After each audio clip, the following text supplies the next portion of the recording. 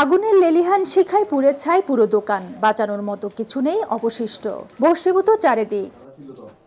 স্থানীয়রা জানায় বৃহস্পতিবার মধ্যরাতে হঠাৎ চট্টগ্রাম নগরীর রিয়াজউদ্দিন বাজারে রিজওয়ান কমপ্লেক্স মার্কেটের দোতলায় ব্রাদার্স টেলিকম নামে বন্ধ দোকান থেকে ধোঁয়া বেরোতে দেখা যায়। মোবাইল অ্যাক্সেসরিজের দোকান হওয়ায় আগুন দ্রুত আশপাশে ছড়িয়ে পড়ে। খবর পেয়ে ফায়ার সার্ভিসের 8টি ইউনিট এসে আগুন নেভানোর কাজ শুরু করে।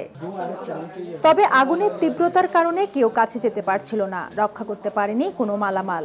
এ সময় মার্কেটের 5 তলায় শ্রমিক কর্মচারীদের আবাসিক কক্ষ ধোঁয়ায় আচ্ছাদিত হয়ে যায়। এতে দম বন্ধ হয়ে 3 জন প্রাণ হারায়, আহত হয় এক নারী সহ বেশ কয়েকজন।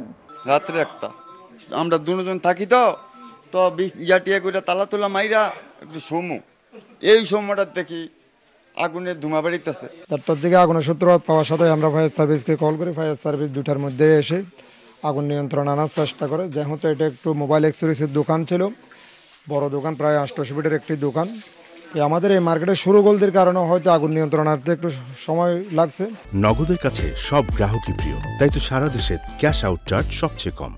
বাসায় দেখতেছি আওয়াজ শুনে আমি বের হয়ে দেখতেছি নিচে মানে ধাও ধাও করে আগুন চলতেছে। দমকল বাহিনী 4 ঘন্টার চেষ্টায় আগুন নিয়ন্ত্রণে আসে। মার্কেটে বাতাস চলাচলের সুযোগ না থাকায় আগুন নেভাতে সময় লাগে বলে জানিয়েছে ফায়ার সার্ভিস। প্রাথমিকভাবে ধারণা করা হচ্ছে বৈদ্যুতিক শর্ট সার্কিট থেকে আগুন লাগতে পারে। পাশে দেখে যেখানে প্রচণ্ড আকারে ধোয়া, আমি সাথে সাথে আমার পার্শ্ববর্তী স্টেশন চন্দনপুরা এবং হেডকোয়ার্টার লামার বাজার হেল্প চেয়েছি।